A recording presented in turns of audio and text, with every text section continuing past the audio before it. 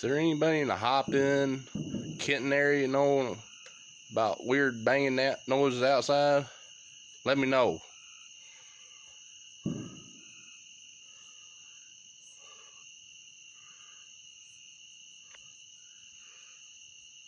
Going towards Rutherford and all that too.